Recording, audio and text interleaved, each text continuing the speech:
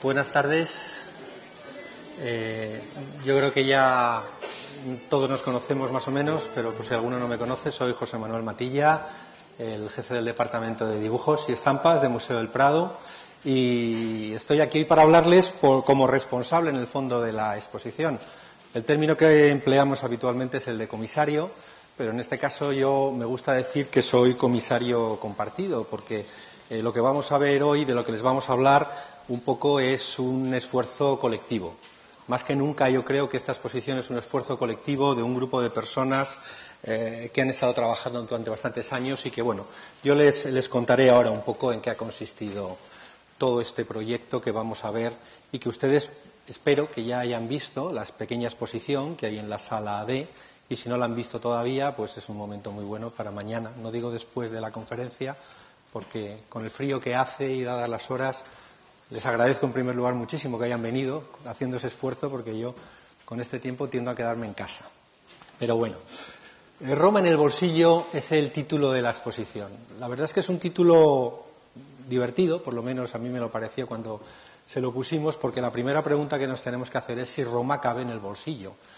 Yo creo que Roma no cabe en el bolsillo, pero la verdad es que lo intentaron. Lo intentaron un grupo de jóvenes artistas que a lo largo del siglo XVIII viajaron a Roma. La exposición se centra en ese grupo de artistas españoles que en la segunda mitad del siglo XVIII, a mediados del siglo XVIII, pues viajaron con unas becas de la Academia de San Fernando. Y viene el título de Roma en el bolsillo porque una de las cosas que les recomendaban es que llevaran un pequeño cuaderno, un libro de memoria, como veremos más adelante, y que llevaran siempre en su bolsillo guardado para anotar todo aquello que podía, pues, llamarles la atención.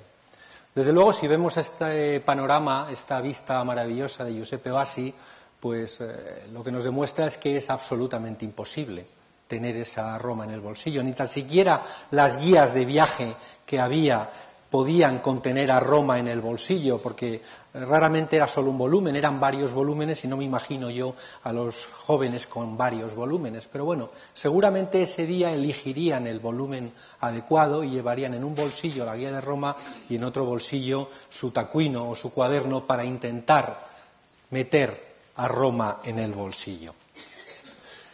El origen de la exposición se remonta al momento en el que nosotros adquirimos el último de los cuadernos italianos de esta generación de artistas. Desde el año 90 hasta el año 2005, el Museo del Prado ha adquirido 5 cuadernos, 5 tacuinos, 5 cuadernos de estos jóvenes pensionados españoles que viajaron a Roma en la segunda mitad del siglo XVIII. Son cuadernos que muchos, o alguno de ellos por lo menos, ustedes lo conocen sobradamente. Uno de ellos es el cuaderno de Goya, otro es el cuaderno de Maella, y hay 3 cuadernos, que son los de José del Castillo, que analizaremos un poquito a lo largo de la conferencia, que la verdad es que yo creo que prácticamente nadie los conoce, porque nunca han sido expuestos, nunca hasta ahora han sido estudiados y raramente han sido citados.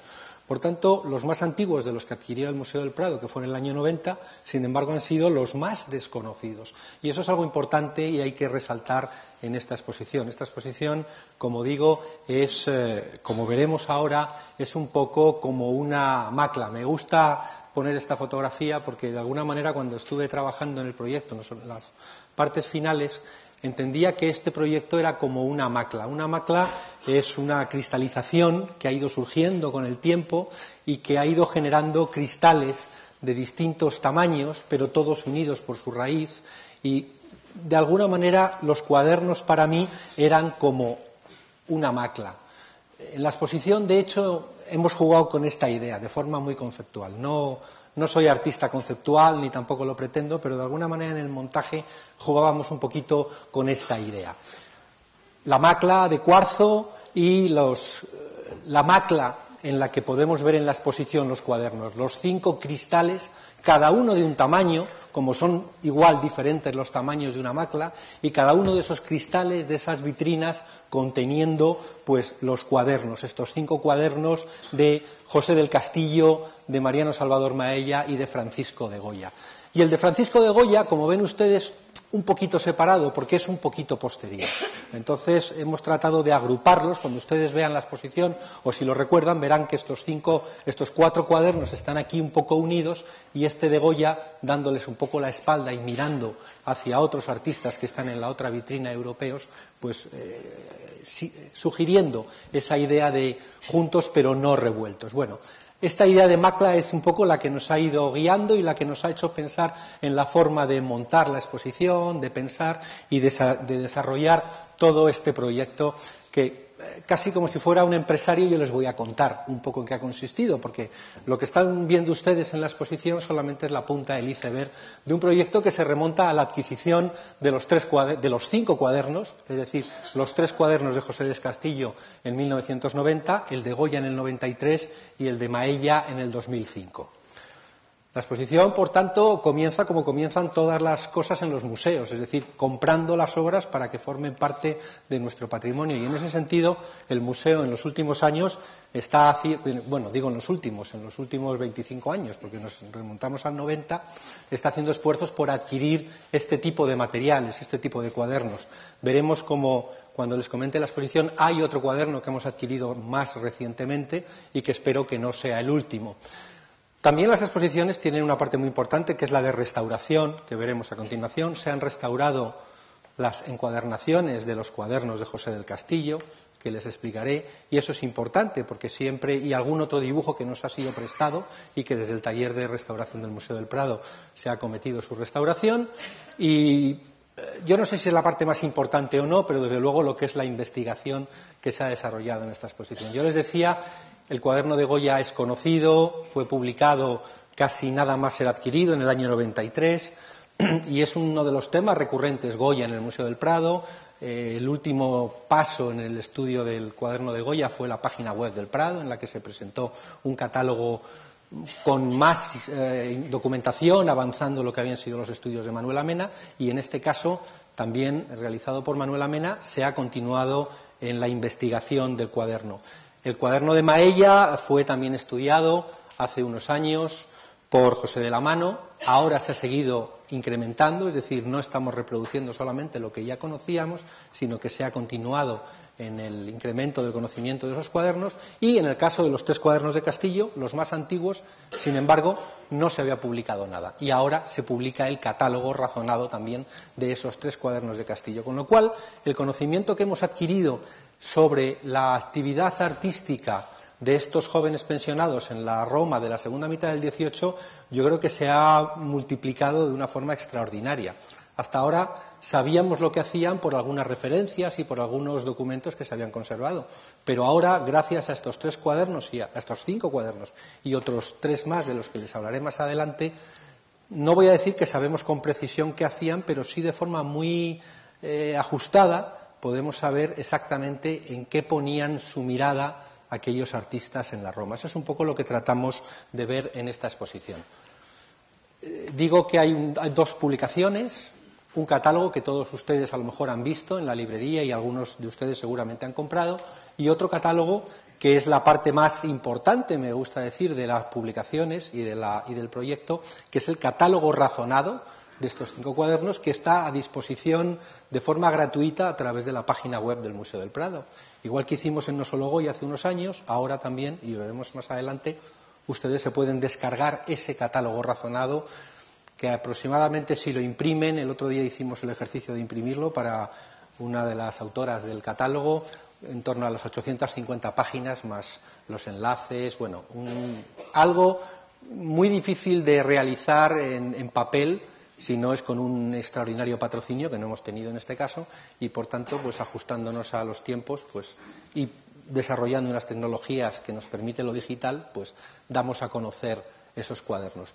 La exposición, que es la que ustedes pueden ver en la sala D, y otra pequeñita exposición que a lo mejor ustedes también conocen, que se organiza en el Gabinete de Dibujos todos los jueves, y es un espacio restringido, reservado, pero al que ustedes pueden acceder si ustedes lo solicitan, y si ustedes vienen los jueves les explicaré luego a unas horas. Es decir, hay 2 exposiciones por el precio de una, Y finalizamos con el tema de educación, esta conferencia, otras dos que va a haber relacionadas con la exposición, una a cargo de José de la Mano sobre Maella y otra a cargo de Ana Reuter sobre José del Castillo, y una pequeña actividad que tengo puesta ahí que se llama Dibujar en el Prado, que hemos iniciado ahora, que es invitar a estudiantes de las escuelas de la Facultad de Bellas Artes, a estudiantes de la Escuela de Restauración y de la Escuela de Arquitectura, a que vengan a dibujar hoy en día al Museo del Prado, pero no con cuadernos ni en papel, sino con tablets, con nuevas tecnologías, y que reflexionen si todavía el Museo del Prado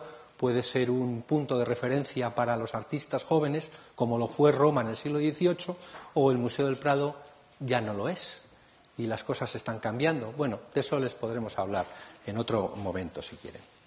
Bien, les decía que el Museo del Prado, el origen de esta exposición son 3 cuadernos de José del Castillo, que fueron adquiridos en el año 90. 3 cuadernos interesantísimos, elaborados esos 3 cuadernos en un periodo de tiempo muy, muy reducido. José del Castillo está 5 años en Roma, casi 6 años en Roma, y los 3 cuadernos que conservamos son todos del mismo año, es decir, de un periodo muy corto de tiempo, lo cual nos invita a pensar que seguramente habría más cuadernos, ¿no? Igual que habría más cuadernos de los demás artistas. Esta imagen que vemos es el primer dibujo que encontramos en el primero de los cuadernos de José del Castillo, que de alguna manera casi funciona como una portada. Quizá fue el primer cuaderno que hizo Castillo y era consciente de que lo que iba a hacer era una alegoría de las artes, una alegoría de la pintura.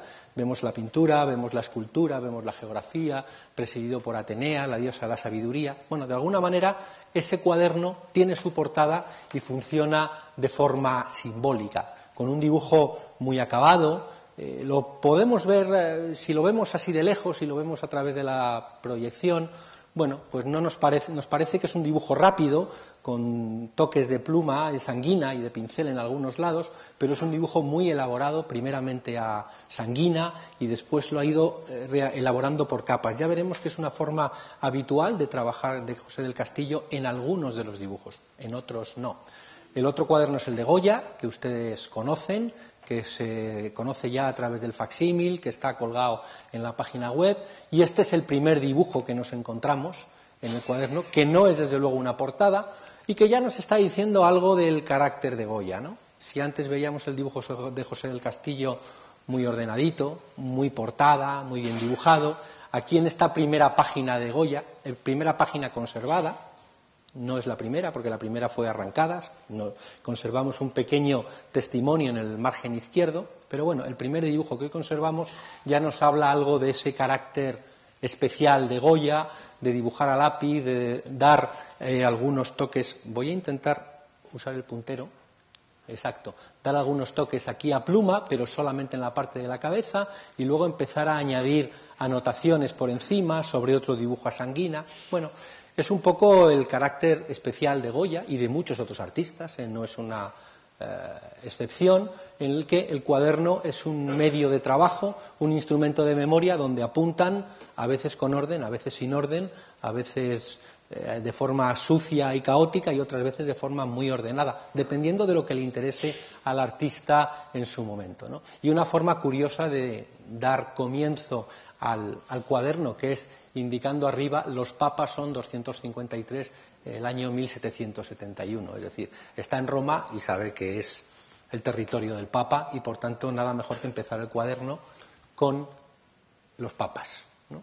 Y luego diciendo el año, 253. Podríamos calcular más o menos el año en función del número de papas, aunque luego está el lío, como estudiaba Ana Reuter, de si se incluye a los papas de Aviñón o no se incluye a los papas de Aviñón. Bueno, ¿cuántos son los papas? 253, incluidos los 4 de Aviñón. Me dirijo a Ana Reuter, que es una de las autoras del catálogo, y a José de la Mano, que es otro de los autores, porque les tengo aquí en primera fila. Entonces les voy a interpelar de vez en cuando, me van a ustedes permitir esa licencia. Y luego el de Mariano Salvador Maella, que fue el último de los adquiridos en el año 2005, como les decía anteriormente, y con uno de los dibujos más bonitos y que ha servido un poco de imagen de la exposición. Este joven, que es un detalle, no es una pintura completa, de una pintura que se conservaba en la Galería Espada y que en el momento en el que Maella visitó, pues se atribuía a Caravaggio. Bueno, nos va a hablar un poco de ese carácter especial, de qué es lo que copiaban y qué les interesaba y por qué dibujaban figuras incompletas o solamente detalles. Vamos a desarrollarlo un poquito eso a lo largo de la exposición. Yo les decía que una parte importante de este trabajo también ha sido el de la restauración y se ha podido realizar bien, como yo creo que se ha hecho el trabajo, gracias a que en el caso de los 3 cuadernos de Castillo se decidió abordar el problema de las encuadernaciones. Lo que ven ustedes a la derecha es el cuaderno de Goya, con su encuadernación original en vitela, en pergamino, perdón, y el cuaderno de Mariano Salvador Maella. Bueno, no está en las mejores condiciones, en este caso, vemos aquí que tiene algunas roturas en la encuadernación, pero conserva sus cintas en los nervios, se conserva tal y como Maella lo debió llevar en el bolsillo durante su estancia en Roma. Sin embargo, con lo de los de Castillo, lo que están ustedes viendo aquí son las nuevas encuadernaciones. En torno a los años 80 del siglo XX, antes de que el Museo del Prado los adquiriera, fueron reencuadernados. Sabemos que fueron reencuadernados porque la encuadernación era moderna y lujosa, una encuadernación me van a ustedes a disculpar la broma, pero la hemos hecho una encuadernación de notario, es decir, muy bien hecha, con hierros, con dorados, pero impedía completamente abrir el cuaderno. Es decir, el lomo estaba tan apretado que no podíamos ver lo que había en su interior.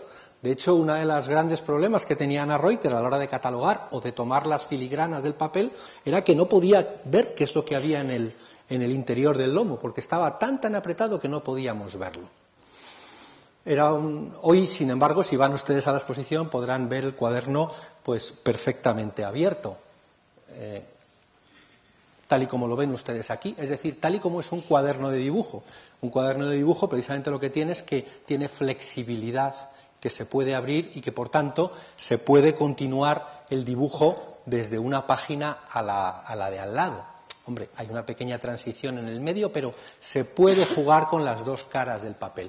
Y anteriormente, pues estaban tan cerrados que solamente se podía ver hasta aquí y hasta aquí. Es decir, eso ha permanecido oculto durante los 23 años que el cuaderno ha estado en el Museo del Prado. Bien, pues decidimos hacer con el equipo de restauración del Museo del Prado y el de la Biblioteca Nacional, utilizando para ello el mismo equipo que había realizado la desencuadernación y reencuadernación de los códices de Leonardo de la Biblioteca Nacional. Es decir, pensamos en los mejores, y los mejores para reencuadernar estaban en la Biblioteca Nacional. Y lo que hemos hecho ha sido quitar esa encuadernación moderna, guardarla, por supuesto, y dotarlas de unas encuadernaciones nuevas. Así serían como eran los cuadernos cuando los compraron Castillo y Goya, es decir, estarían limpios, no tendrían todavía las huellas ni de la sanguina, ni de las manos, ni de la tinta, ni de la suciedad que han ido acumulando durante los años. Estos nunca van a estar así, por supuesto, porque siempre que los tocamos con guantes y nunca van a llegar a adquirir esa pátina del tiempo, pero desde luego tienen el mismo tipo de encuadernación, si ven ustedes aquí los nervios, con un pergamino especialmente elegido y hecho de una manera que nos permita ver pues esa amplitud y verlos hoy en día como los ven ustedes en la exposición. Les hablaba antes de los catálogos, les decía cómo hemos empleado la imagen de este joven para servirnos de guía. Esta es la cubierta y la contracubierta de ese catálogo en papel, y les hablaba de este otro catálogo digital, que es el que ustedes se pueden descargar en Internet y donde van a encontrar reproducidos todas las páginas del cuaderno, a doble página, tanto las que tienen dibujo como las que no lo tienen, que también es algo que ocurre en los cuadernos. A veces hay páginas en blanco que el artista ha dejado sin utilizar y que continúa unas páginas después. Exactamente igual que hacemos nosotros hoy en día, o yo por lo menos.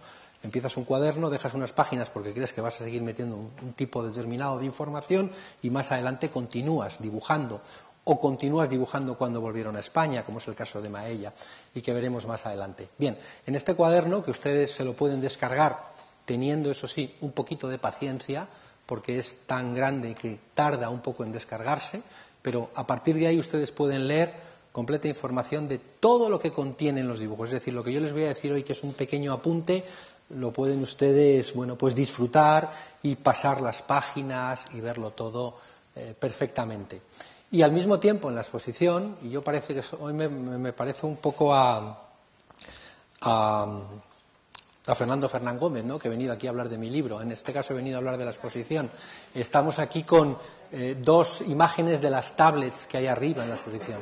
Precisamente cuando hicimos la muestra, pues uno siente siempre la frustración de que cuando va a una exposición de libros solamente puede ver una página abierta. Evidentemente, no podemos estar pasando las páginas ni nada. Hoy en día, con las nuevas tecnologías, pues bueno, nos permite ya el tener algunas pantallas donde de forma táctil uno puede ir pasando las páginas. Pero nosotros aquí queríamos que el espectador tuviera lo más parecido a la percepción de tener en la mano el cuaderno. Los cuadernos no son unos objetos que se tengan en una vitrina metidas o en una mesa, sino que se tienen en la mano por su propio concepto.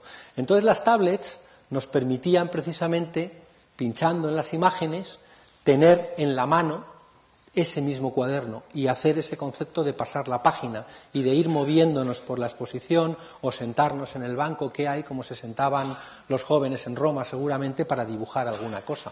Bueno, de alguna manera con esto hemos tratado de dos cosas. Por un lado, como digo, de que el espectador pueda verlo dentro de la exposición todos los dibujos, o al menos algunos, que se haga una idea de cómo eran estos cuadernos, y en segundo lugar de tener esa percepción de tener en la mano. Bien. Les decía lo de tener en la mano, que también es lo que trataba el propio montaje de la exposición. ¿Por qué poner estas vitrinas? ¿Por qué no poner vitrinas como las otras que hay ahí al fondo, ¿no?, que son continuas o por aquí? Pues precisamente por la idea del propio cuaderno. El cuaderno es algo que uno sujeta en la mano, lo tiene,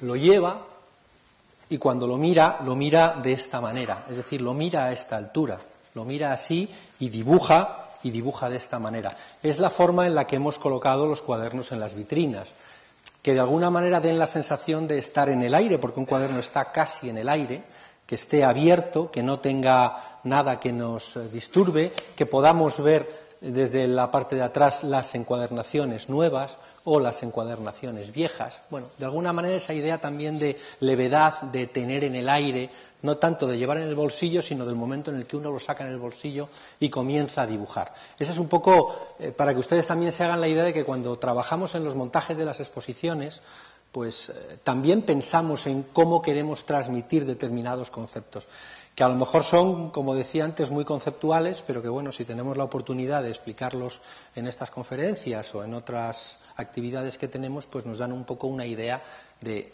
qué es lo que hacemos cuando montamos una exposición. Una exposición que, como ustedes ven aquí, los cuadernos son el centro de la exposición.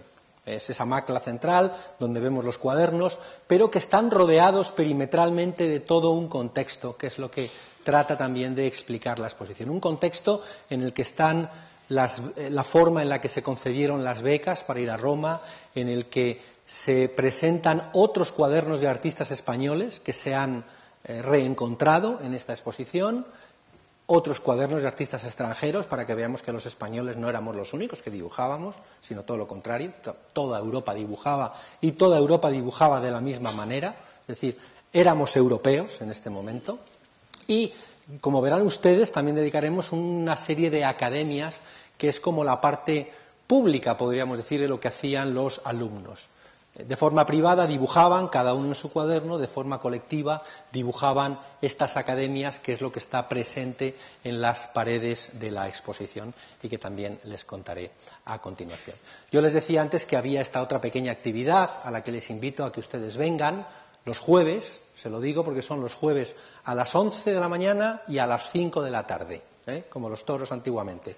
Y en esas visitas, que son visitas en grupos muy reducidos, hay como una exposición que trata de contar qué es el gabinete de dibujos, qué tipo de obras tenemos, y hemos hecho una pequeña exposición paralela a la exposición de la sala D, en la que contamos otras cosas que tienen que ver también con la estancia de los artistas en Roma, con los cuadernos, con la práctica del dibujo y con la moderna práctica de la fotografía en el siglo XIX. Es decir, un siglo después ya estaban haciendo fotografías, ya estaban comprando fotografías. Bueno, ustedes se pueden hacer un poco una idea complementaria de la exposición y de lo que es el departamento de dibujos y estampas, ¿no? Ay, perdón, le he dado muy deprisa. Bueno, ahora, ya. Bien, ¿cómo comenzaban estas becas? ¿Cuál es el primer indicio de la concesión de estas becas? Bueno, pues fue hacerlas públicas. Hacerlas públicas en 1758 mediante un edicto. Un edicto era la convocatoria pública de esas becas. Se conservan 3 ejemplares, me parece, en la Real Academia de Bellas Artes de San Fernando, que fue la que convocó estas pensiones en Roma, como se llamaban entonces, y en esas pensiones ya decía qué es en qué iban a consistir de forma muy somera. Una de pintura, otra de escultura, 2 de arquitectura, decía en esas fechas.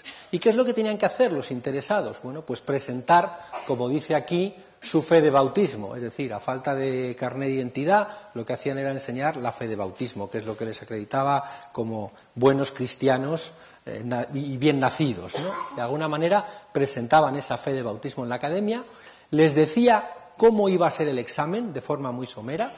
Aquí vemos que en este edicto se decía se les repartirán asuntos que han de trabajar precisamente cerrados y observados en la academia. Es decir, a los alumnos se les convocaba a determinado día, se les separaba en una especie de cubículos, me imagino que con unas telas así cortadas, y se les entregaba el asunto del examen, el tema del examen. A los de arquitectura uno, a los de escultura otro y a los de pintura otro. El mismo para cada una de las artes. Y en un tiempo determinado tenían que realizar ese ejercicio. Ahora veremos uno de los ejemplos que se han conservado. Y finalmente, luego nos indica que se graduaría el mérito por los profesores de la academia. De alguna manera era la intención que tenía la academia de hacerlo público, es decir, hoy en día que estamos todos tan cautelosos con los temas de la claridad y la transparencia, bueno, la academia en ese momento, al menos en la forma, no sé si los que han estudiado, me refiero a José de la Mano y a Ana Reuter, podrían decir que era todo tal y como se pretendía, me hacen con gesto así de que no, pero bueno, en la forma trataron de que fuera lo más transparente posible, es decir, una convocatoria pública y que los profesores juzgaran, al menos trataban, eso sí, de guardar las apariencias. De los ejercicios conservamos un ejemplo que está en la exposición. Lo que vemos aquí es antes de la restauración en los talleres del Museo del Prado. Es un dibujo que procede de la Academia de San Fernando, de Domingo Antonio Lois y Monteagudo, y es el ejercicio que consistía para los pensionados de arquitectura en hacer una casa de campo para un grande con mayúsculas, un noble, ¿no? Bien, un dibujo hecho de forma rápida, como ven ustedes, de forma muy somera, y que no aparece firmado por ninguna parte, no aparece el nombre del discípulo, pero sí aparece un gran número 1, que a mí es lo que más me llama la atención cuando veo este dibujo, pegado con 2 adhesivos que todavía son perfectamente visibles y el número 1. Se supone que ese número 1 es el que identificaba al aspirante y que, una vez juzgado los ejercicios de forma anónima, permitiría conceder la beca al más justo, al más calificado, según el ejercicio que habían realizado. Bien, es un ejercicio, solo conservamos, o en la academia al menos, por el momento solo tienen constancia de un ejercicio de este tipo. No hay ninguno de pintura ni ninguno de escultura, creo recordar, que aparezca con la numeración. Ninguno. Es decir, se debieron hacer bastantes porque luego hubo otras promociones de becarios, pero de este primer grupo de pensionados, este es el único dibujo que se conserva de todo ese conjunto de pensiones para la academia en Roma. Y esto es Roma. Yo al principio se lo ponía y decía, ¿se puede tener Roma en el bolsillo? Bueno, para empezar casi la exposición, cuando uno entra a la exposición, lo primero que ve son los cuadernos y lo segundo que ve y le llama la atención es este maravilloso panorama de Giuseppe Bassi de la ciudad de Roma. Yo creo que es la vista más bonita de cuantas se han realizado, por supuesto, a través del grabado de la ciudad del Tíber. Y es un grabado enorme, claro, bueno, no es tan grande como lo vemos aquí en la pantalla, pero casi, me atrevería a decir. Y es extraordinario. Cuando ustedes vayan a verlo, deben fijarse en varias cosas. En primer lugar, en el tamaño, es decir, el tamaño importa, en este caso. En segundo lugar, por el número de planchas con la que está realizado, 12 planchas de cobre.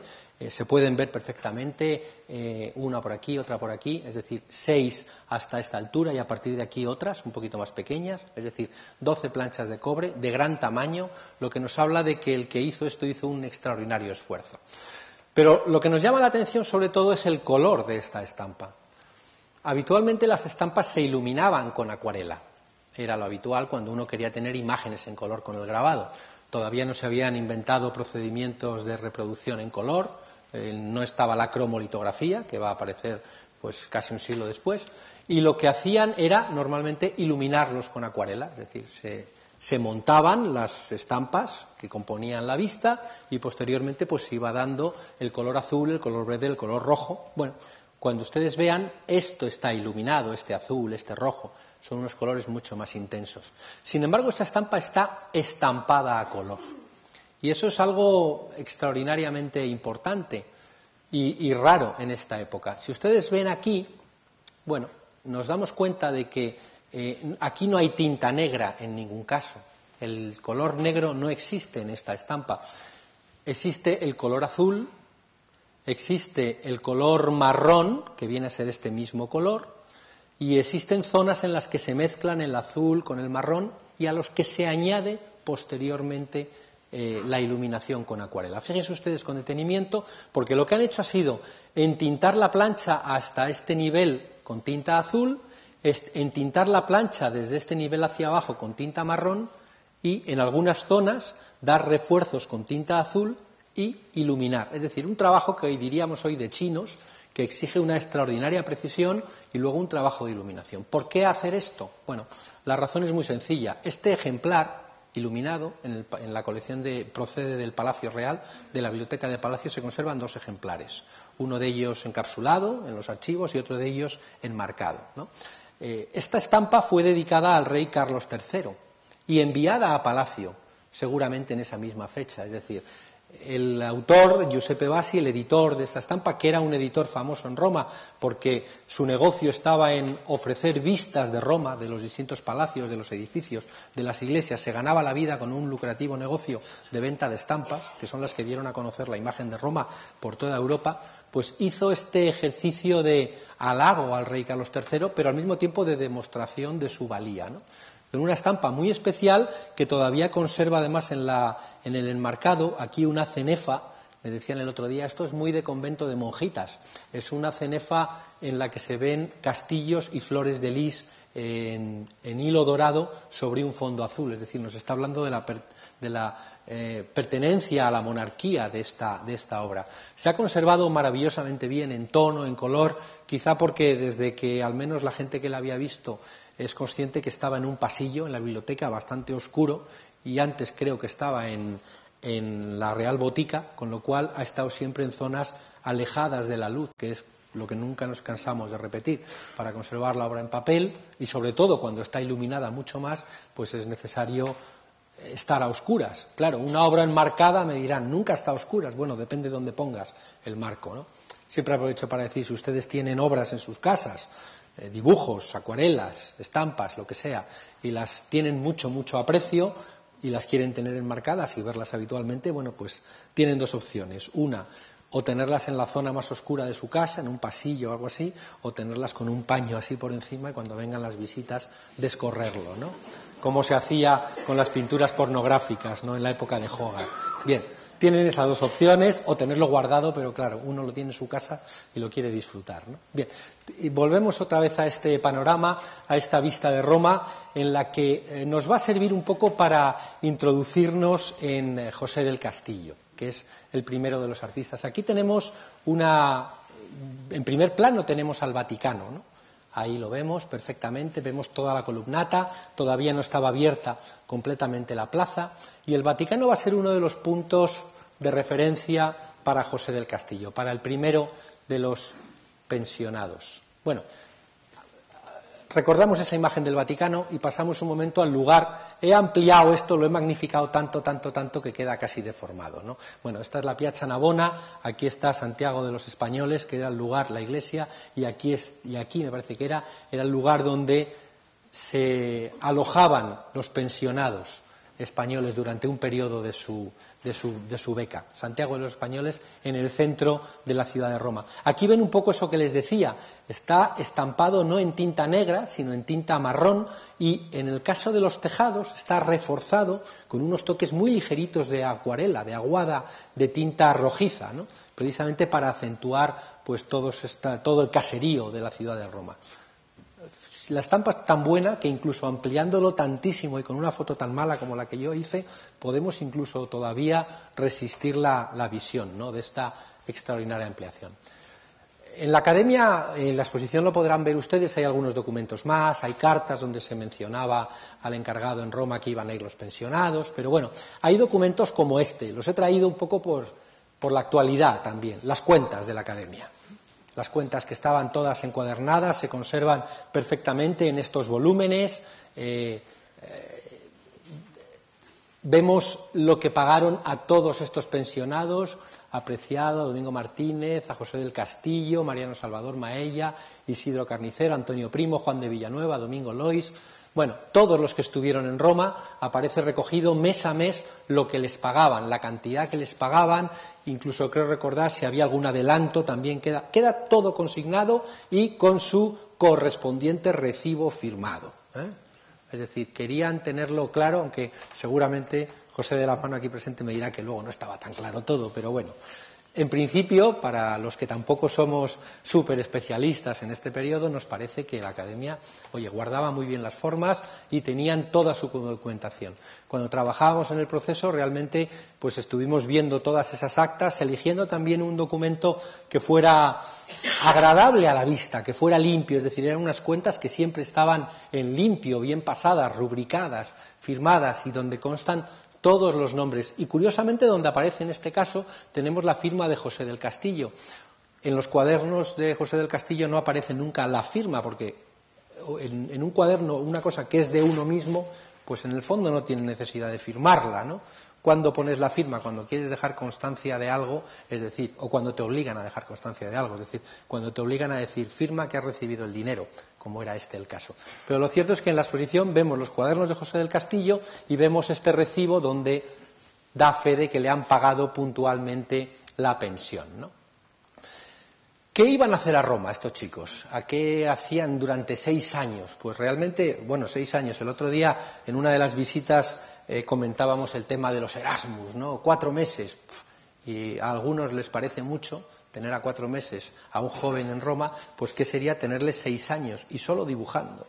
Bueno, pues precisamente lo que se conservan son las instrucciones que se dieron al director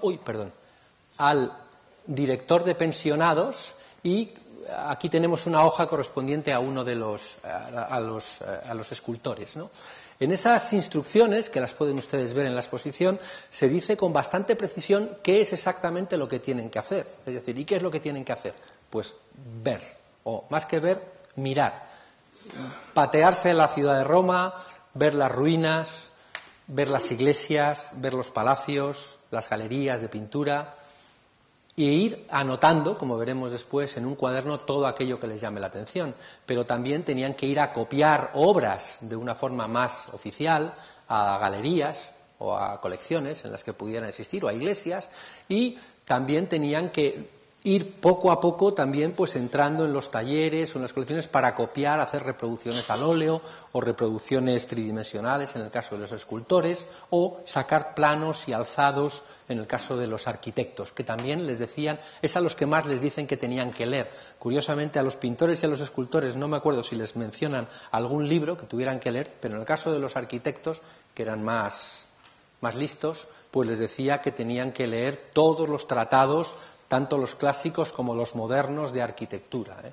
A eso sí les decía muy bien lo que tenían que hacer. Bueno, son unas instrucciones bastante precisas, pero esas instrucciones no solamente nos daban nombres, nos decían, tenían que copiar a Rafael, tenían que copiar a Dominiquino, tenían que copiar el Antinó, es decir, daban nombres de lo que tenían que copiar, pero no daban las obras. Y precisamente los cuadernos lo que nos aportan es ese valor añadido, es decir, nos ayudan a confirmar que lo que les estaban dando las instrucciones lo estaban copiando y, por supuesto, muchas cosas más, ¿no?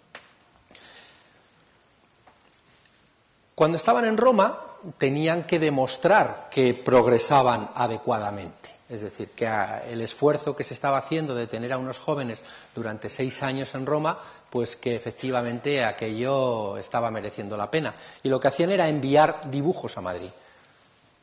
Es curioso, ¿no?, pensar cómo se han conservado los dibujos que en 1765 o 66 o 67 enviaron desde Roma a Madrid y que se han conservado perfectamente. Es decir, eso nos habla un poco del cuidado en el que lo hizo, el cuidado en el que se encargaba de remitirlos y el cuidado que ponían en conservar lo que habían remitido estos jóvenes. Ya veremos por qué razones se quería conservar esto. Aquí tenemos un dibujo de Villanueva, no conservamos ningún cuaderno, estuvo pensionado en este mismo grupo de artistas, pero no conservamos el cuaderno de Villanueva. Hubo 2 arquitectos, Domingo Lois, cuyo cuaderno veremos después, y Villanueva, pero de Villanueva prácticamente no hay nada de lo que hizo en Roma. Este dibujo y otro dibujo más que se conserva también en la Academia y que ha adquirido recientemente porque no formaba parte de la colección tradicional de la Academia. Bueno, es un dibujo enviado, como dice el pie de foto, es casi como una estampa, casi como un grabado, ¿no?, con el mismo tipo de pie, vista de la plaza del Pópulo por la puerta de este nombre, dedicada al señor don Tiburcio Aguirre y Allán de Navarra, caballero de la orden y dice académico de número de la Española y que era el viceprotector de la Academia de San Fernando, es decir, era el que cortaba el bacalao en la Academia y a él es al que le envían este dibujo para demostrar que está progresando adecuadamente, ¿no?, utilizando esa frase que decimos o que decíamos por lo menos antes en los colegios. Bueno, un dibujo muy de arquitecto, un dibujo en el que demuestra el conocimiento de la perspectiva, el conocimiento de las leyes del dibujo, la utilización de las aguadas o de los lavados, como dicen los que estudian el dibujo de arquitectura, muy ligeros y con ese punto pintoresco que van a tener las vistas de Roma que se habían generalizado, entre otros, por Giuseppe Bassi, el que hemos visto este gran panorama anteriormente. También conservamos este otro dibujo que cualquier parecido con la realidad en cuanto al color es pura coincidencia, pero bueno, ustedes se lo tienen que imaginar, o si no, subir a la exposición a verlo, que es un dibujo enviado por Mariano Salvador Maella antes de que le dieran la pensión oficialmente. Es decir, aquí, creo recordar, es que se lee tan mal que dice que, bueno, que se fue a Roma por su cuenta, es decir, no todos los pensionados fueron con la pensión desde Madrid, sino que algunos ya habían ido anteriormente y una vez que estaban en Roma, de esto les hablará más detenidamente en la siguiente o 2 más allá, bueno, en una de las conferencias del ciclo, José de la Mano, que les va a hablar un poco de toda la actividad como dibujante de Maella. Pero bueno, lo que estaba haciendo aquí era copiar una pintura, es decir, está copiando una pintura de Pietro da Cortona en el Campidoglio y es un dibujo muy preciso, es decir, un dibujo que trata de reproducir en un solo color, es decir, solamente con sanguina, con lápiz rojo, pues todo lo que es la forma, las luces e intentar traducir a tonos lo que en la pintura son colores. Bueno, a través de estos dibujos es como en Madrid los profesores valoraban el progreso de los alumnos. Se conservan de estos dibujos que enviaban periódicamente desde Roma, que eran dibujos muy acabados, siempre, dibujos muy bien realizados técnicamente y que demostraban que estaban cumpliendo con las instrucciones, es decir, que estaban copiando lo que se les decía y que estaban aprendiendo a dibujar.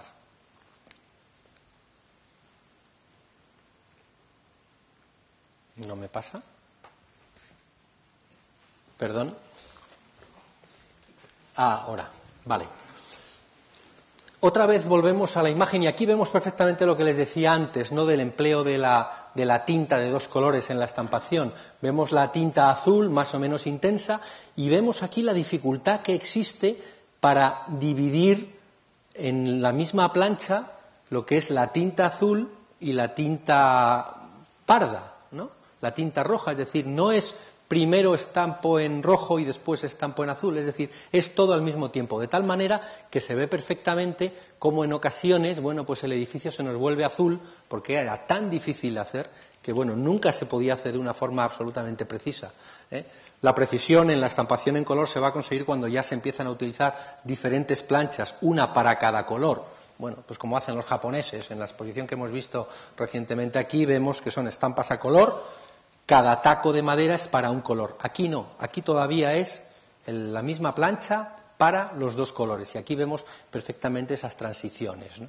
Bueno, lo que está aquí marcado aquí es el Campidoglio, que es el otro lugar al que le decían desde la academia que tenían que ir a dibujar diariamente, si es posible, ¿no? En el Campidoglio estaba la Academia del Nudo, donde los jóvenes, yo no sé ahora mismo si dibujaban por la mañana o por la tarde, o dependería de los días, no lo sé. Lo cierto es que tenían que ir a la Academia del Nudo a copiar los modelos de desnudo. Es decir, la calle les ofrecía las ruinas, les ofrecía los palacios, las galerías, y la academia les ofrecía el estudio, el dibujo del modelo del natural, pero también el estudio de las colecciones que allí dentro existían. Este dibujo no está en la exposición, es un dibujo de Hubert Robert, que está en el Louvre, creo recordar. Louvre o Valence, no me acuerdo muy bien. Bueno, en una colección francesa, y lo que nos enseña es un poco lo que hacían esos estudiantes. O iban a la Academia del Desnudo o iban a las galerías donde podían copiar en grandes hojas, como vemos aquí, sentados en el suelo, bueno, pues, o apoyados en un basamento, donde podían dibujar y copiar las esculturas o las pinturas, ¿no? Aquí vemos, por ejemplo, cómo eran esas galerías, cómo era el Campidoglio. Les he sacado esta imagen porque nos va a servir para ilustrar el primero de los apartados en los que la exposición trata de contar en qué consistía este dibujo del desnudo. Cuando ustedes ven la exposición, verán que detrás de las vitrinas hay toda una extraordinaria galería de dibujos de hombres desnudos tumbados, ¿no? Todos tumbados. Este es un dibujo de Maella, del 59, es decir, bastante temprano. Aparece aquí la numeración que les daban cuando llegaban a la academia y los conservaban con un número de inventario, es decir, había una voluntad. Bueno, vemos que es un hombre tumbado, semirreclinado, apoyado en un tonel. De alguna manera, estas imágenes están jugando con los modelos vivos, están jugando a representar posturas que tienen que ver con la estatuaria clásica. Antes hemos visto a este dios río, al Tíber, aquí tumbado, y cuando los modelos tenían que posar en esa Academia del Nudo, fundada por el Papa, lo que hacían era posar en posiciones que recuerdan muchas veces a la estatuaria clásica. La estatuaria clásica es el gran referente para el aprendizaje de las artes, ¿no? Entonces vemos aquí estas posiciones tumbadas, que son muy parecidas, es decir, a veces podríamos intentar saber si están realizadas por distintos artistas en la misma sesión. Bueno, de eso hablaremos. Pero en todos los casos siempre tratan de ser figuras que se apoyan en el brazo, que están reclinadas, que nos recuerdan a esas estatuas del Guerrero moribundo, al dios Tíber, a los dioses ríos. Bueno, juegan con esa idea. Y lo que hacían los alumnos era ir todos, es decir, todos los dibujos que ven en la exposición son de esta generación, de este grupo de 8 artistas, que iban a dibujar y cada uno, y veremos que hay mano en el dibujo, es decir, no todos dibujaban exactamente igual. Aunque a simple vista nos parecen iguales, luego cuando nos fijamos no lo son. Es decir, unos tienen más destreza que otros, unos son más suaves que otros, unos tienen más carácter que otros. Y desde luego, con el paso del tiempo, como veremos, se va notando esa evolución. Bueno, posiciones que hacían los españoles, pero que hacían también los franceses. Esta es una pintura de David, que va a hacer unos años después, pero que es prácticamente idéntica a esta de... no me acuerdo de quién era, de uno de estos, de Maella no, de Domingo Álvarez, o de uno de estos, no me acuerdo. Lo pueden ver ustedes. Pero si se fijan, son las mismas posiciones, los mismos modelos. Es decir, es una forma, yo les decía antes, cuando los alumnos van a Roma, lo hicieron todos los europeos. Bueno, pues los españoles son europeos en este momento. Los europeos todos dibujan de la misma manera. La academia es lo que tiene, ¿no? Que trataba de normalizar en el caso español, pero las academias en general todas trataban de normalizar que todos hicieran lo mismo, y en el fondo están vinculadas. El aprendizaje de los españoles está estrechamente relacionado con el aprendizaje de los franceses, ¿no?, que son los que marcaron el modelo. Por eso esta coincidencia de figuras, de formas de representación durante 20 años y en modelos, pues en uno pictórico. Aquí vemos una academia de Guas. Esta pintura no está en la exposición, la he traído solamente como ilustrativa. Está en el Palacio Real de Miguel Ángel Guas, y lo que nos enseña es cómo eran las academias. Es una academia ideal, y lo que vemos aquí es al modelo en el centro, posando sobre una serie de elementos que de alguna manera primero le sirven como puntos de apoyo, sirven como forma para componer la figura, la postura, y los jóvenes situados alrededor. Bueno, ¿cómo se materializaba esto en lo que hemos conservado? Bueno, pues aquí tenemos un dibujo de Domingo Álvarez, aquí tenemos un dibujo lo he hecho tan pequeño, no sé si era Antonio Primo, y aquí de Castillo, y el de la derecha era, bueno, no es el de Maella, pero es como si fuera el de Maella, ahora les diré por qué. Bueno, si ustedes se fijan, este está totalmente de frente, este está un poquito más ladeado y el otro está un poquito más ladeado hacia el lado contrario. Bueno, esto explica esa idea de dibujar alrededor del modelo. Bueno, no les estoy diciendo que estos tres dibujos estén realizados el mismo día, con el mismo modelo y a la misma hora, porque en el fondo los modelos tenían un catálogo de posiciones. Me imagino que lo tendrían hasta, además, seguramente codificado, de tal manera que durante días dibujaban la misma postura y 6 meses después se podía repetir esa misma postura. Pero lo que sí nos sirve es para comprender cómo se dibujaba alrededor del modelo. Bueno, este ejercicio del dibujo era importantísimo y... es que es tan sensible. Y aquí vemos el dibujo de Maella y el de un joven discípulo de Madrid. Yo les decía antes el cuidado que ponían en conservar los dibujos, y aquí tenemos la prueba elocuente, ¿no? El dibujo de Maella va a servir de modelo a los alumnos en Madrid.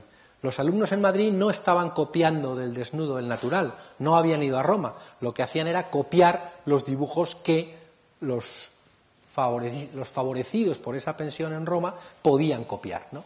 Bueno, ¿cómo podemos ver esto? Pues lo podemos visualizar perfectamente en esta pintura que está en la sala de arriba del Museo del Prado, una pintura de José del Castillo. Una pintura de José del Castillo donde lo que estamos viendo, para un cartón, para tapiz, donde lo que estamos viendo es a un joven ya mayor, no es un niño, que ha dejado de dibujar un momento en una hoja de papel preparado azul, con el lápiz negro en una punta, blanco en otra, de clarión, y que estaba de cara a la pared. No es que estuviera castigado de cara a la pared, lo que estaba haciendo era copiar un dibujo que estaba colgado en una cuerda con unas pinzas, y aquí vemos la academia. Bueno, si vemos el dibujo en la pintura original, en el segundo piso del museo, podemos ver cómo esta cabeza y este hombro se intuyen aquí, la cabeza y el hombro, y cómo estos pies se intuyen aquí en el dibujo. Es decir, está copiando un dibujo. Nos enseña cómo se copiaban los dibujos.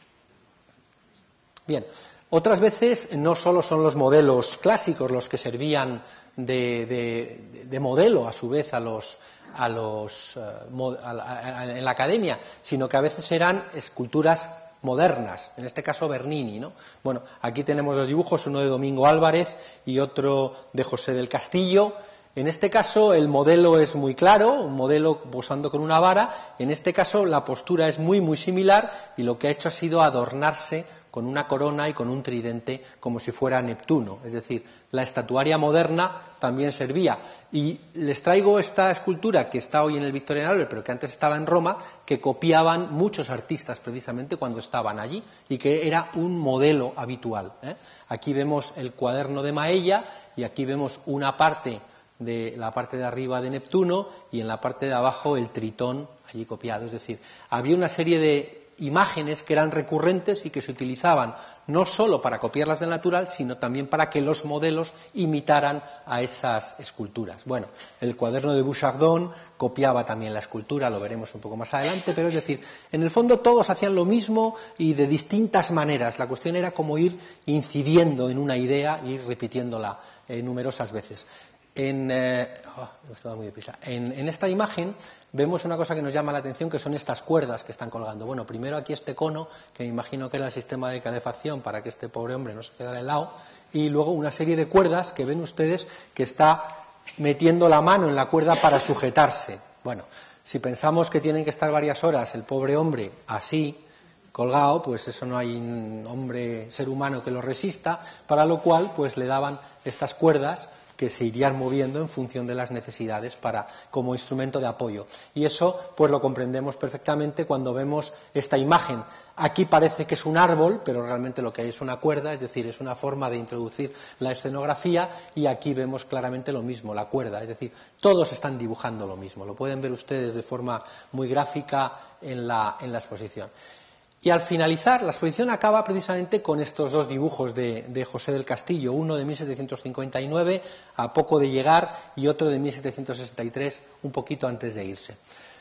La cuestión que nos preguntamos es si realmente mereció la pena enviar a estos jóvenes durante 6 años a Roma. ¿Tanto aprendieron? Bueno, hay dudas, ¿no? De hecho, hubo críticas dentro de la academia de decir esto no merece la pena. Castillo pide irse unos meses antes del cumplimiento y le dicen vete, porque debían estar ya hartos de estar pagando. La verdad es que cuando uno compara estos dos dibujos, y no a través de una fotografía, sino al natural, lo que sí se da cuenta uno es que, claro que ha mejorado. Se ha soltado la mano, es decir, lo que al principio era un esfuerzo titánico para dibujar las manos, para dibujar los perfiles, los contornos, las sombras, todo, cuando uno ve el último dibujo que hace, es un dibujo muchísimo más libre. No es que estuvieran buscando la libertad, pero sí de alguna manera es un dibujo mucho más suelto, es decir, habla de lo que es el dibujo, la posibilidad de reflejar en una hoja de papel a través del movimiento de la mano lo que te está diciendo la cabeza, que puede ser imaginado o puede ser visto, pero esa soltura o esa capacidad se ve a través de estos dibujos. Me he enrollado muchísimo con estas cosas. Yo les decía antes, y vamos a ir directamente a los cuadernos, un poco corriendo, pero siempre me pasa lo mismo. Si ustedes ven aquí en este detalle, dice, traerán siempre consigo libros de memoria en que apuntar las obras más dignas que encuentren en los templos, palacios, jardines y fuentes, y los adornos antiguos y modernos donde quiera que los hayan. Bueno, pues los cuadernos de dibujo son exactamente esto, la expresión de este párrafo del punto 28 de las instrucciones que se dieron a los pensionados de escultura. Solo a los de escultura, pero lo que podemos comprobar es que lo hicieron todos, los de escultura y los de pintura. Es exactamente la expresión de este párrafo. Y aquí vemos a José del Castillo, o no, como me decían el otro día, porque está en el cuaderno de José del Castillo, pero es una hoja que está añadida, que está pegada. Puede ser un dibujo que le hizo otro pensionado a José del Castillo dibujando y que José del Castillo pegó en el cuaderno, o puede ser un dibujo que José del Castillo hizo para otro pensionado. Bueno, es un tema que miro a Ana Reuter porque es un tema que hemos discutido y que hemos hablado, pero que afortunadamente todavía seguimos. Uno de los autores del catálogo en papel está absolutamente convencido que es Juan de Villanueva. Él trabaja sobre Juan de Villanueva y yo creo que ve a Juan de Villanueva en todos los sitios, ¿no? Pero bueno, un día haremos un debate entre Ana Reuter y Pedro Moleón para decidir quién es quién. Pero bueno, aquí le vemos dibujando, ¿no?, en el cuaderno con el lápiz, ¿no?, apoyado, sentado en una mesa y mirando hacia arriba. Bueno, a mí lo que más me llama la atención es cómo están en los cuadernos. Vamos a hablar un poco de cómo son estos cuadernos, porque son muy extraños muchas veces. Lo que tienen ustedes aquí abajo es el cuaderno de Maella con una cabecita, y lo que tienen aquí arriba es una de las estancias de Rafael en el Vaticano, que es la batalla del Puente Milvio. Bueno, podríamos hacer el juego de buscando a Willy o a Wally, nunca me acuerdo, a Willy, a ver quién encuentra esta cabeza, ¿no? Porque la verdad es que en un fresco de no sé cuantísimos metros, pues a ver dónde está, ¿no? Bueno, aquí tienen el cuaderno de trabajo, donde empezamos a trabajar en este cuadernito, de forma muy manual, nada digital, pues hacer luego el catálogo digital, y donde está reproducida esta cabeza, donde está reproducido todo el fresco y donde yo aquí marqué con un rectangulito rojo exactamente la cabeza que estaba copiando. Bueno, a mí me llama la atención y me sigue llamando la atención cómo Maella, delante de este fresco, se dedica a pintar la cabeza de este señor que está aquí arriba, a 4 metros. Bueno, nos dice un poco que cada artista tiene sus intereses y sus intereses particulares en este momento. No sabemos por qué copió esta cabeza. Estaba trabajando en algo en aquel momento, estaba estudiando, estaba buscando, desde luego estaría buscando modelos seguramente para trabajar. Y le interesó esta cabeza en cuarto plano. No dibujó absolutamente nada más de lo que vemos, ni los caballos, ni los protagonistas, absolutamente nadie. Solo esa cabeza de este fresco. Bueno, eso nos habla un poco del carácter personal de los cuadernos, muy, muy personal, y que responde a intereses pues particulares y puntuales de interés en un momento muy determinado. Bueno, la verdad es que cuando encontré la cabeza ahí me puse la mar de contento, porque estaba en un contexto de las logias de Rafael con muchísimas imágenes y dices, bueno, esto tiene que ser de aquí, pues lo que les decía de Buscando a Willy, pero de verdad.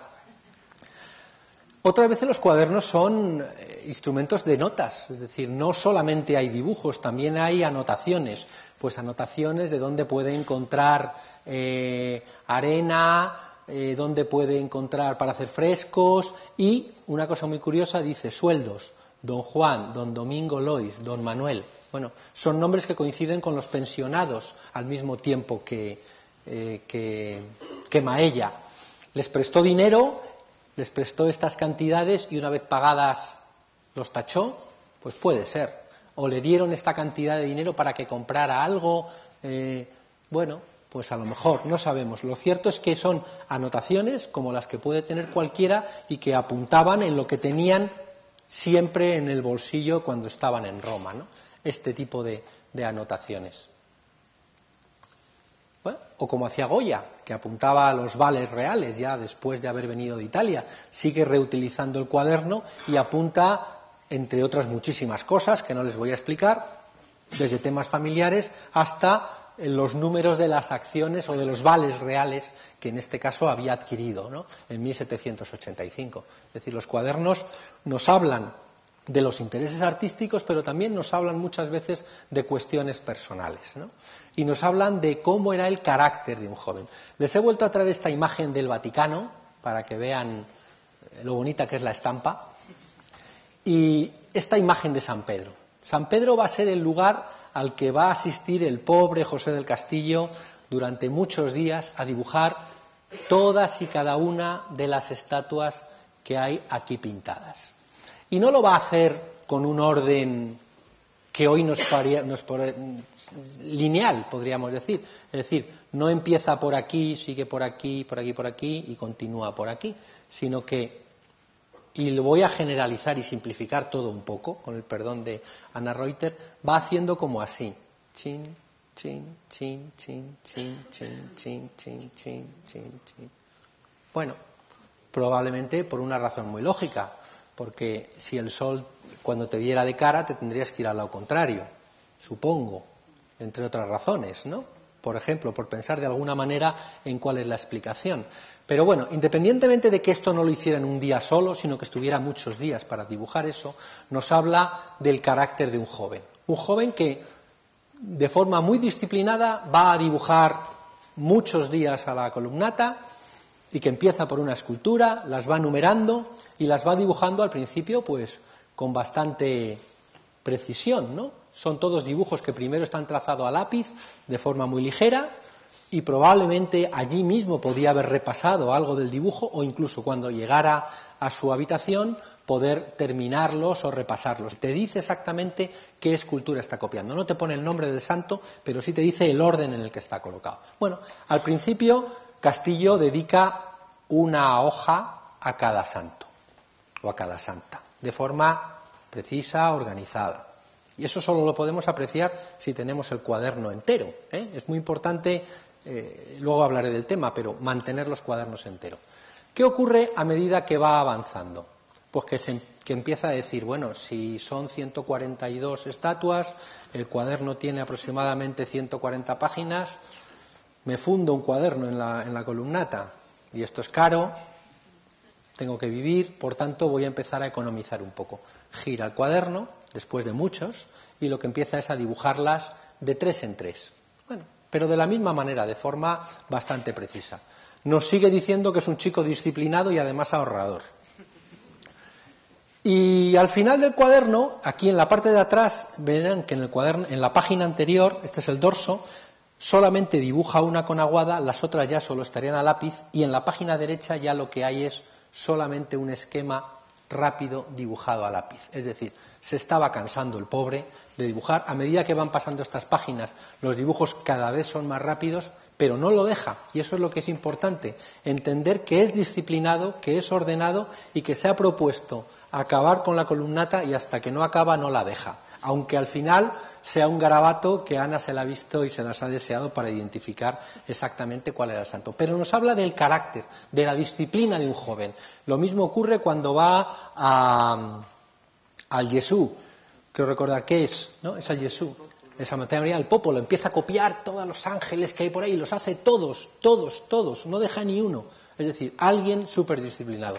Siempre podríamos pensar que un buen alumno va a ser luego un gran profesional. Desgraciadamente, en su caso, por azares del destino, por carácter o por lo que sea, el pobre se quedó donde se quedó.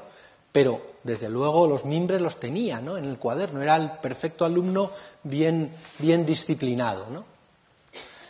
Páginas, aquí vemos un poco que no siempre las páginas son tan ordenadas, es decir, dependiendo del momento se empiezan a mezclar los dibujos de un lado con los del otro. En general siempre dibujan en la hoja de la página derecha, en la izquierda no. ¿Por qué? Porque se transparenta, porque se calca, porque si has hecho un dibujo a tinta, la tinta pasa al otro lado del dibujo, con lo cual la hoja queda inutilizada. Pero a veces se utiliza, como por ejemplo para dibujar aquí este caballo, ¿no? Bueno, hay veces que los dibujos son un poco un galimatías que es difícil entender. No siempre dibuja una cosa completa, sino que aquí va haciendo distintos estudios de cabezas, de manos, bueno, en cada momento.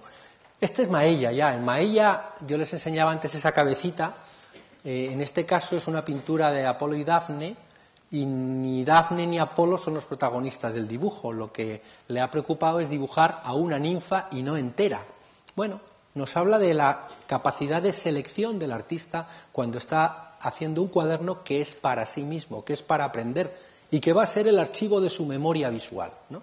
Los cuadernos estos les llamaban libros de memoria, pero van a ser para ellos su propia memoria, van a ser su disco duro al que van a poder recurrir en el futuro para ir tomando ideas, ¿no? Bueno, aquí vemos este caso y vemos cómo los cuadernos, cuando se conservan unidos, cuando no han sido desencuadernados, cuando no se han vendido como hojas sueltas, pues tienen la extraordinaria belleza de mostrar el contradibujo en el otro lado de la página. Es decir, al final un cuaderno no es solo una unión de dibujos, es también una unión de procesos que se han ido produciendo por el camino, a veces casuales, a veces intencionados, ¿no? Pero en cualquier caso, para nosotros hoy, pues muy bellos, ¿no? Ver esta idea del contradibujo. Otras veces los cuadernos nos hablan de que hay dibujos que se han arrancado y que se han perdido por completo. Y lo sabemos porque el contradibujo que se ha conservado en la otra página sigue existiendo, claro. Esto no es el contradibujo de esto, ¿eh? Y aquí queda un trocito de papel. Bueno, algún día esperamos todos que este dibujo, a la inversa de lo que estamos viendo, pues aparezca en el mercado y digamos, es la hoja número 27 del cuaderno de Maella perdida, ¿no? Muchas veces el conservar los cuadernos en su unidad nos permite, espero en el futuro, redescubrir, ¿no?, los cuadernos. Y volvemos al caso de Goya, ¿no? Un cuaderno, un galimatías, figuras mezcladas con inscripciones, un boceto para el Aníbal debajo de este otro mascarón. Bueno, nos va a hablar de cómo son cada uno de los artistas. Vamos a hacer un repaso rápido. Castillo, limpio, académico, riguroso, siguiendo las leyes de la geometría para la creación del torso. Copia a Bernini, por supuesto, lo hace de una forma elegante, rápida, sintética, con estas aguadas que seguramente en este caso dio en el mismo lugar, porque son aguadas rápidas que permitían. O dibujaba lo que veían a su alrededor, porque no todo eran obras de arte, también a veces dibujaban, pues en este caso, a la mujer que estaba a su lado, no sé si sería su mujer ya en Madrid, o sería una amante que se echó en Italia, porque Castillo se va recién casado, creo recordar, se va a Roma durante 6 años y la mujer se queda en Madrid. Pues no sé. Yo no voy a decir nada, pero bueno, hay un dibujo precisamente del Cuaderno de Castillo en el que se ve a dos jóvenes con una chica entre medias, que es como una escena captada del natural. Bueno, pues, y sabemos que Castillo se va de excursión allí cerca de Arica, y bueno, pues algo tenía que hacer. Maella, volvemos otra vez al caso de Rafael. Rafael va a ser casi como una referencia obligada para todos los artistas. Casi todos los artistas copian a Rafael. Y sin embargo casi ninguno copia a Miguel Ángel, ¿eh? Cuidado, eso hay que verlo. En el caso de Rafael, Maella vuelve a hacer eso que nos llama la atención. Es decir, cuando decimos todos los artistas del 18 eran todos iguales. Es una cosa que oímos muchas veces para tratar de echar tierra a lo que es el 18, excepto Goya y un poquito más Pared. Pero sin embargo, cuando miramos este tipo de obras, a lo mejor los cartones son todos muy parecidos, pero los cuadernos son todos diferentes. Aquí se nota una diferencia enorme y sobre todo está la muestra del carácter. Y la prueba la tenemos en imágenes como esta, ¿no? Cómo selecciona un detalle del incendio del Borgo de Rafael, pero solo le interesa esta figura. O cómo luego hace este dibujo de esta cabeza de toro, que no sabemos si la hace en Italia y luego la va a reaprovechar. Lo cierto es que en uno de los frescos en Palacio Real se conserva una cabeza muy parecida a esta. ¿Pudo haberse servido de esta cabeza cuando tiene que hacer un fresco en Madrid? Pues puede que sí, puede que no, no lo sabemos. Lo cierto es que nos habla de ese interés de Maella por captar el detalle, detalles precisos que luego probablemente utilice. Pasamos a Goya, ¿no? No hemos hablado del estudio de paños. El estudio de paños era una cosa habitual en el aprendizaje del dibujo en la academia. Y en el caso del cuaderno de Goya se conserva en toda la primera parte, que es la parte ordenada del cuaderno, se conservan muchos estudios de figuras que lo que te llama la atención por encima de todo es el estudio de los paños. No vemos rostros, no vemos nada más que figuras con paños, ¿no? Y en el caso de Goya este gato, que en un cartón pues va a aparecer parecido, ¿no? Por ahí. Paso muy rápidamente las imágenes del cuaderno de Goya. Hay una serie de dibujos a sanguina más convencionales, repasados posteriormente, como hacen muchos artistas, como lo hemos visto antes en Maella también. Bueno, se repasan los dibujos, se reutilizan, se trabajan en el taller. Anotaciones como las ciudades que Goya visitó en Italia. Nos va diciendo el orden de las ciudades, incluso nos dice ciudades que he visto por fuera. No solo las que ha visto por dentro también, sino las que ha visto por fuera, es decir, en el camino, en el viaje. En el catálogo hay todo un estudio sobre los itinerarios y los posibles itinerarios. Y también el estudio de las esculturas clásicas a las que nos hemos referido. Un dibujo del cuaderno de Goya también, donde vemos esta idea de repasar el dibujo, de buscar elementos luego, matices, ¿no?, para un posterior trabajo. Yo les decía que el Prado tiene, 5 cuadernos, 3 de Castillo, el de Maella, pero en aquella generación de 8 artistas se conservan otros 3 cuadernos más. En el fondo esta exposición es como esas reuniones de antiguos alumnos que 25 años después se reúnen, ¿no?, de un colegio, de la facultad o de cualquier otra cosa, y no están todos, desgraciadamente, unos porque no han querido ir y otros porque han muerto. En este caso, 250 años después de aquella generación de pensionados, se han reunido 7 cuadernos. 7 cuadernos de 5 artistas. 7 cuadernos de 5 artistas, es decir, de 8 han llegado 5. Bueno, no está mal, siempre hay un número de bajas. Uno de ellos es este Domingo Álvarez, de que el cuaderno era totalmente desconocido. Cuando se realizan las exposiciones muchas veces sirven para conocer mejor lo que tenemos, pero al hilo de lo que se está estudiando aparecen cuadernos por otros sitios. Es decir, algunas veces es dar la voz y empieza a decir la gente, anda, pues en tal colección tenemos esto. Las exposiciones sirven también para esto, para sacar a la luz nuevas obras. Este es de Domingo Álvarez, que estaba en el MENAC, en el Museo Nacional de Arte de Cataluña, de Barcelona, adquirido, creo recordar, en los años 50, pero ni estudiado, ni conocido, ni absolutamente nada, ¿no? Gracias al conservador de dibujos que me advirtió, dice, pues nosotros tenemos esto. Bueno, pues un cuaderno que es un poquito distinto a los demás. Yo no sé, lo pueden ver ustedes en la exposición, yo no me atrevería a decir que es para llevarlo en el bolsillo, porque es bastante grande, ¿no? Salvo que lleves una bolsa, es un poco grande, y es el cuaderno de un pintor que solo se interesa por la pintura y además lo va a hacer de una forma muy precisa. En la primera página, de forma simbólica, coloca la tumba de Marata, que es un referente obligado para todos los estudiantes estos años en Roma, ¿no? Igual que Castillo comenzaba por esa alegoría de las artes, Domingo Álvarez comienza por la tumba de Marata. Y a partir de ahí va trazando dibujos muy precisos que copian pinturas y que además se preocupa él o alguien en su entorno en poner la atribución al pintor. Afortunadamente nos ha facilitado en ese sentido mucho el trabajo, porque si no, como ya les enseñaba antes, a veces identificar un tema es bastante laborioso y algunas veces imposible. Es una de las cosas que pretendemos con esta exposición, con el catálogo, que la gente que vea el catálogo nos diga, pues esto que está aquí como que no saben lo que es, yo sé lo que es, y que nos comuniquen esa información precisamente para seguir ampliando el conocimiento. Bueno, dibujos, como digo, muy acabados, muy elaborados, todos dibujos realizados en gran formato y a veces, casi siempre todos en la página derecha, dejando la página izquierda, salvo en este caso. Es el único caso del cuaderno en el que ha hecho un esbozo aquí y aquí ha dibujado otra figura. No sabemos cuál es ninguna de las dos, pero a veces la norma se rompe, como es en el caso de este cuaderno, ¿no? De Domingo Lois, del único arquitecto, no tenemos ningún cuaderno en el que copie plantas de edificios. Es un cuaderno de arquitecto, pero sin embargo no hay ni un solo edificio. Son todo elementos decorativos, adornos.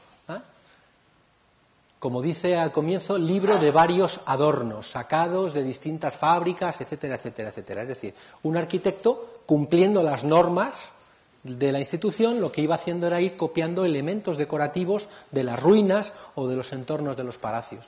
Si miramos, por ejemplo, en las estampas de Bassi o en las de Piranesi un poco posteriores, nos daremos cuenta cómo esas estampas están llenas de elementos arquitectónicos como estos. Bueno, a los arquitectos les va a preocupar copiar este tipo de elementos, porque luego van a formar parte de su lenguaje arquitectónico, decorativo, fundamentalmente.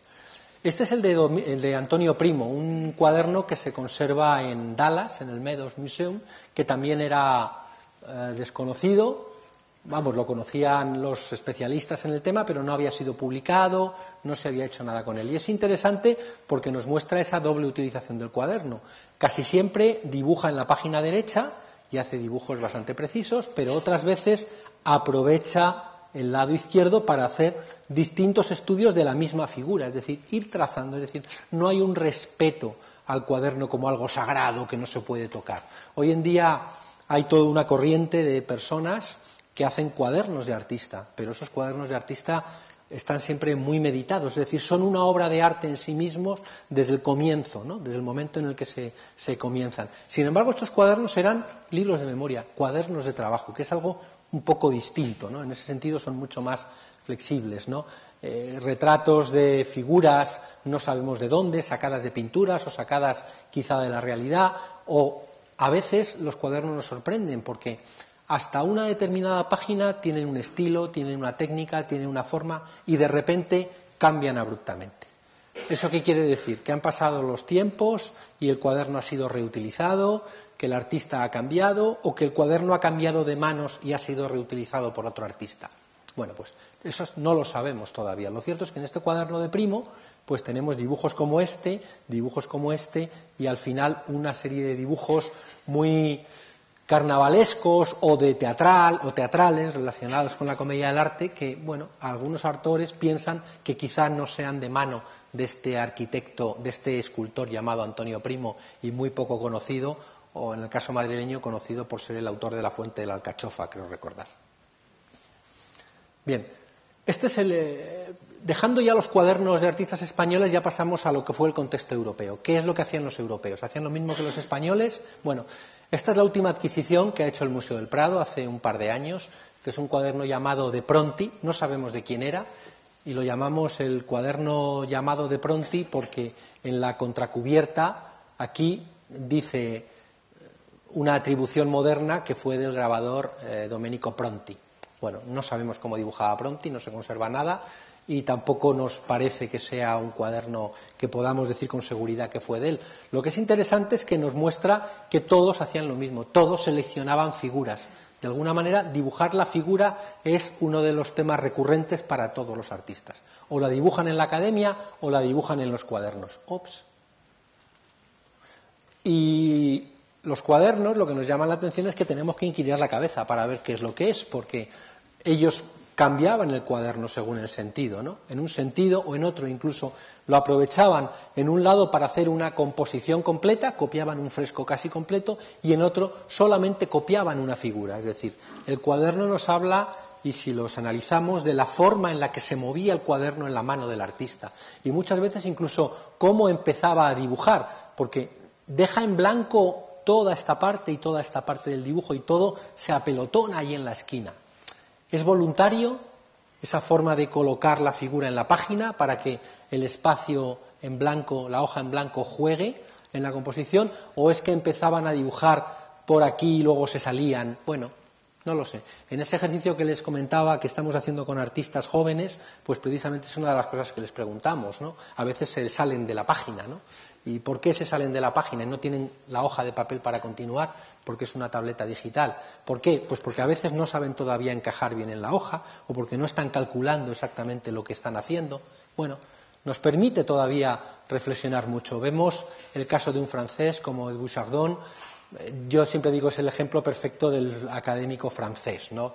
Ordenado, limpio, metódico, es escultor y solo copia esculturas, las copia en línea con muy pocos trazos, empieza por un lado y sigue por el otro, es decir, la disecciona, ¿no? En el caso de la única mujer presente en la exposición, que es Angélica Kaufmann, ella no podía ir a la Academia del Nudo, y quizás por eso lo que hizo fue retratar a todos los importantes que había en Roma en aquellos años, a Piranesi,